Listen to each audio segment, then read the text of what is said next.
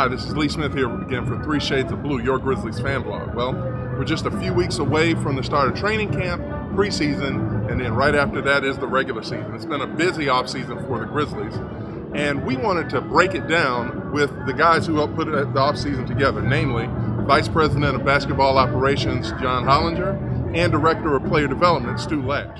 Check out this 3SOB exclusive interview. Y'all have been here since December of last year. In that time, we've replaced quite a few players from what was a successful team. We've been successful, a greater success since that time. We've replaced some more players now.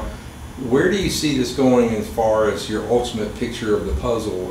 How close are we to the team y'all want to have here as your best team?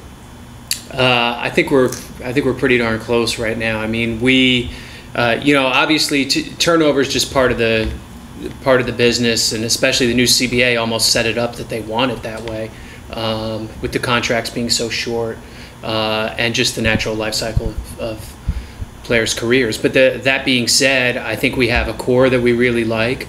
I think beyond that starting 5 that we would bring back from last year, we have 6 guys who are either 24 or 25, who should be heading right into the prime of their careers. And then we got a couple younger guys to kind of fill things out. So I think we're in a really good spot.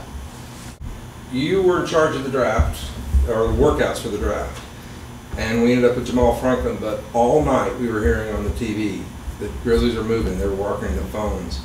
How accurate was that statement, first of all, and was Jamal the guy you were really going after, or can you say?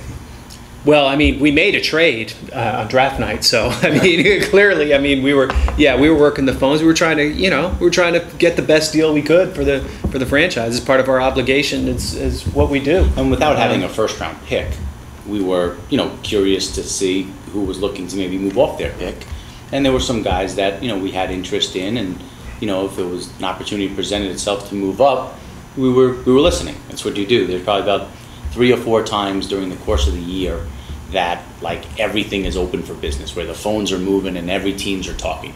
The draft is certainly one of them. And we think we got a really good player in Jamal, a player that we had value in, we've done a lot of homework on, a player that quite frankly we didn't really even factor in at 41 on our own personal evaluations. So for him to be there when it was time for us to pick, we were very excited about that.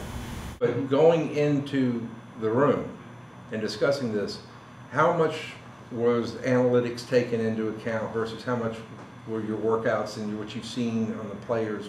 How does that work with y'all? Because it's a unique combination of former agents, former reporters working together here. It's fascinating how it all comes together.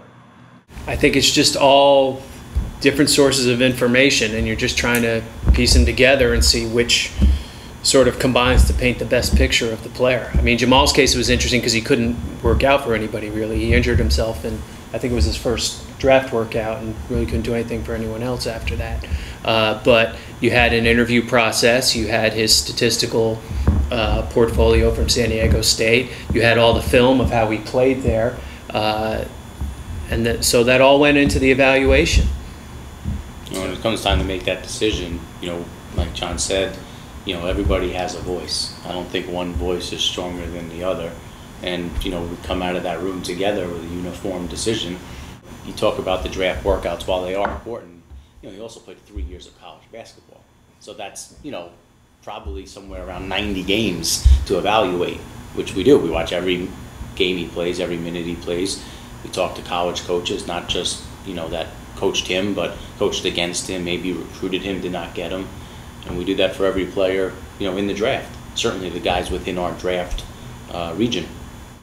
More to come in part 2 of our interview with John and Stu, where we'll find out what they expect from new Grizzlies Costa Koufos and Nick Calathis.